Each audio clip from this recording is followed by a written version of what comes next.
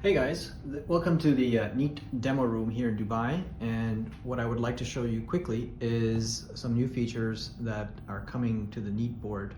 The most important one I think is this button right here, which is Whiteboard. So now you can basically hit that button and start a whiteboard session on the Neat board without having to set up a meeting.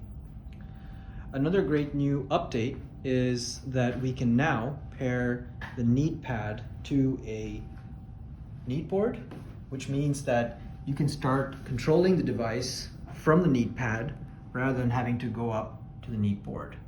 So for instance, if I were now to hit the Whiteboard button,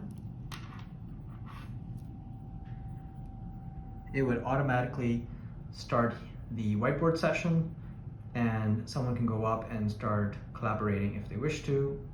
Or if I had some meetings on the calendar, I could also just hit join from this device. So these are some great new updates we'll be showcasing at ISE this year, and a few more great new features. Looking forward to the show. Thanks for watching.